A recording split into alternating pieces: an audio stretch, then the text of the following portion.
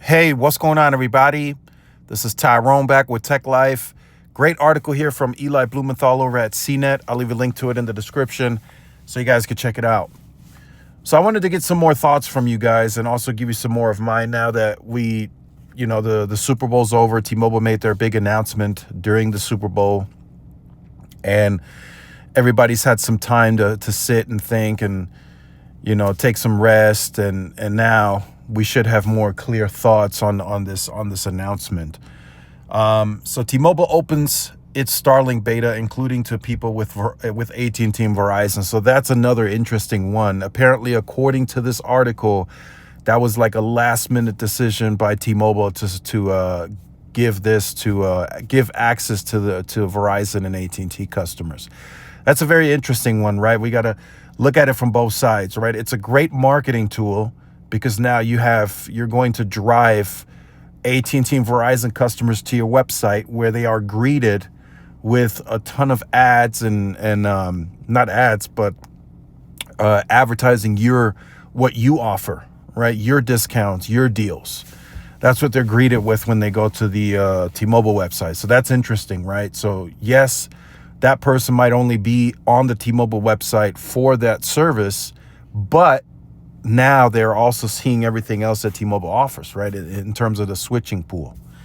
So that's interesting. That was a very smart move, a chess play even, I would say, by T-Mobile. Another thing that I wanted to talk about, marketing. T-Mobile is out marketing Verizon and AT&T at every corner, at everything you can think of. T-Mobile is out marketing the competition by a landslide. It's not even close. So as we move forward, right, we're talking about networks closing gaps, the competition, right, in certain markets, the networks being as close as ever in terms of performance, reliability. Now we're talking about marketing, right? You have to market your network. Like who is better at marketing their network now, right? I've said this before.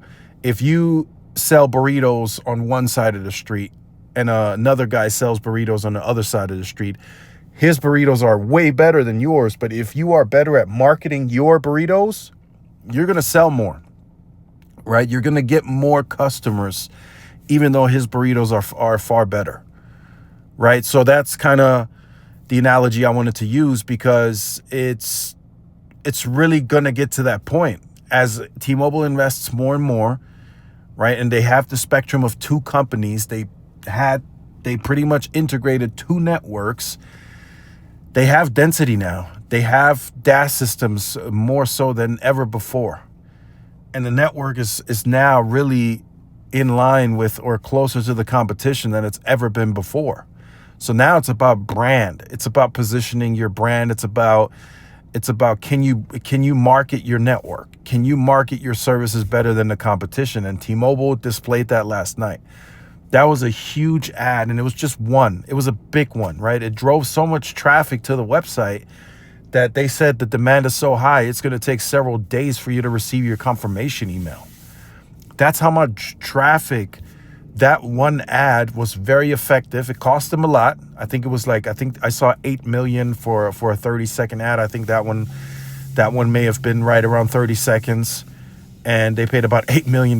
They probably split the cost with Starlink.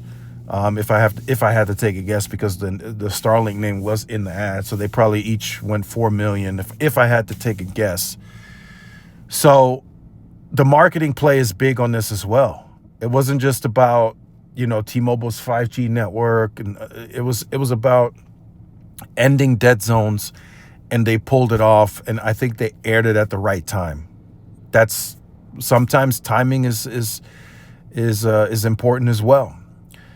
Just for instance, take AT&T. AT&T dropped a new promo. They didn't even put a press release out, and they aired nothing at the Super Bowl. Just a huge missed opportunity from AT&T, and I'll make a separate video on that. But that was a huge opportunity that AT&T just blatantly missed. I mean, I put out some stuff, and then I saw some articles here and there, right, from CNET, but other than that, nothing. I mean, it's on the AT&T website, don't get me wrong, But they made nobody aware of this at a larger scale. Now, maybe in the next several weeks, they come out with some ad stuff. Maybe I'm sure they're going to show some at the March Madness. But man, yesterday was a big deal. It was a rematch Super Bowl between the Eagles and the Chiefs. It was a possible three-peat from the Chiefs, right? So all eyes were on the Super Bowl. I guarantee you, there were millions of customers watching just to watch and see the Chiefs lose. That was a huge opportunity that, AT&T missed to showcase their broken any iPhone, any condition deal. Verizon wasn't there either. I didn't see a Verizon commercial, but they already told us they wouldn't be there. So T-Mobile, perfect timing. No other carrier was there. We didn't see any AST ads. And AST is coming, but they're not ready for prime time yet. And T-Mobile went big. They went big. 30 seconds, 8 million, whatever it costs. They went big. And I'm telling you, it caused a lot of conversation, a lot of traffic in the queue on the website, maybe even the call centers, right? They might have been calling care as well. So just a big opportunity for T-Mobile, and they took advantage. Now for the cost tiers, I will say I put a post out on X. I think for just the messaging, right? If that's all it's going to be in July, I think 10, 15, 20 bucks is crazy. That's crazy work. That's my opinion.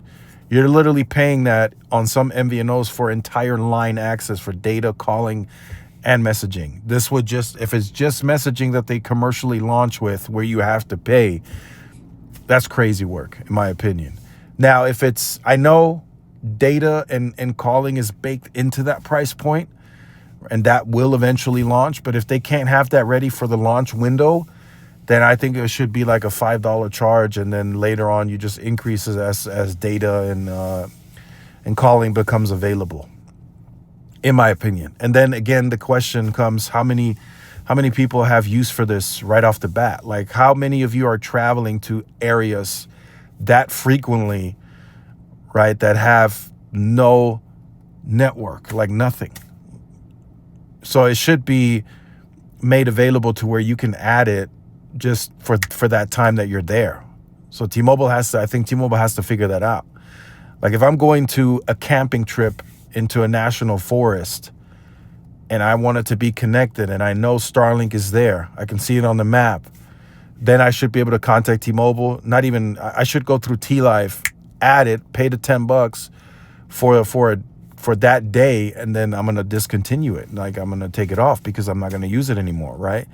As long as you're within the network, you should not have use for Starlink whatsoever. And you still don't have to opt in, for those of you who aren't concerned about that. You don't have to use this. It's just something that they're pushing, right? And they're overhyping it a little bit. Like I said, temper expectations. I said that before. We don't know how the service is going to work. We have to test it. If it's going to work like, your native network, fine. But I just don't see that. We're talking high RSRP. You have to be outdoors, right? And then who knows how this is going to behave, right? We don't know how the calling is going to sound. We don't know how the data is going to work. We don't know how the texting is going to work per se, right? There might be some delays even though it's commercially launched. So we have to look out for that. So the price point is steep for not knowing how it's going to perform. So I'll test it out. I have some areas that I know once I get in that I know that aren't covered by cell coverage. It's in the mountains and it's just tough. So I know areas here that I can go to test this, and I'm going to go 5G next, so it's included. So, I'll make use of it. But to charge, I don't know, man. I don't know if that's to charge on a monthly basis, I should say. There should be a $10 charge for the amount of time you're going to use it, and then you can take it off, right? If you pay for this monthly, I mean, you're just giving T-Mobile $10 at this point. Unless, like I said, unless you're constantly traveling or constantly going to areas that are off the grid, I mean, you're just giving T-Mobile money at this point. But let me know your thoughts in the comments. Like, share, subscribe. See y'all in the next one. Peace.